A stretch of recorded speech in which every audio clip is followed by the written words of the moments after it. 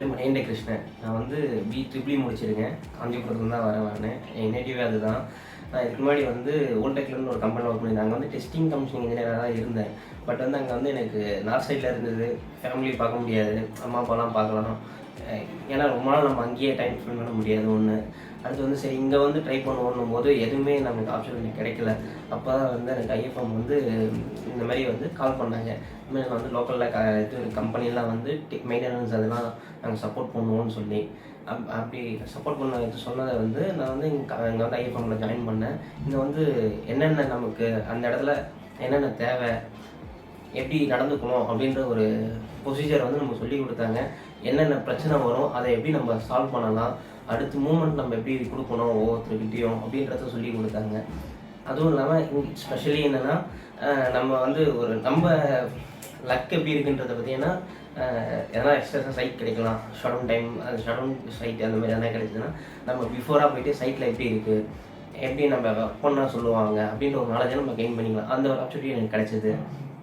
At same time வந்து என்னோடய target என்னென்னா, இதுக்கு முன்னாடி வந்து ஃபேக்கல்ட்டின்ற ஒரு இது எனக்கு தெரியாது. பட் வந்து இப்போ நான் அந்த கம்பெனியில் சேர்ந்து அப்புறம் வந்து ஃபேக்கல்ட்டி மேனேஜர் ஆகணும். ஏன்னா வந்து நம்ம ஃபேக்கல்ட்டி மேனேஜர்ன்ற ரெஸ்பான்சிபிலிட்டி வந்து ரொம்ப நல்லா இருக்குது அந்த இடத்துல.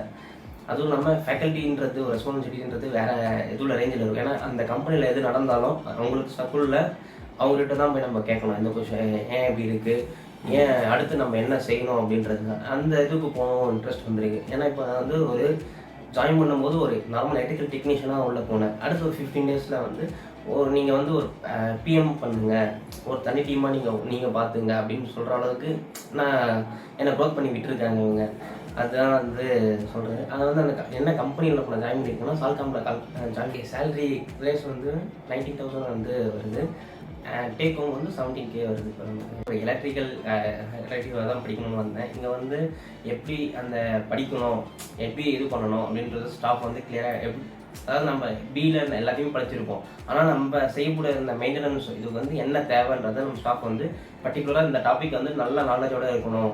இந்த transformer, relay, breakers, SLD time, அதில் வந்து நம்ம என்னென்ன இது பண்ணணும், டிரான்ஸ்ஃபார்மர் வந்து ஸ்பெஷலி டிஜி வந்து நம்ம எப்படி டெஸ்ட் பண்ணுவாங்க, என்னென்ன ப்ரொசீஜர் இருக்குது. ஏன்னா நம்ம வந்து டிஜியை வந்து டீப்பாக படிச்சிருக்க மாட்டோம், பார்த்துருக்கோமே தவிர அதை எப்படி ஹேண்டில் பண்ணுறாங்கன்றது தெரியாது.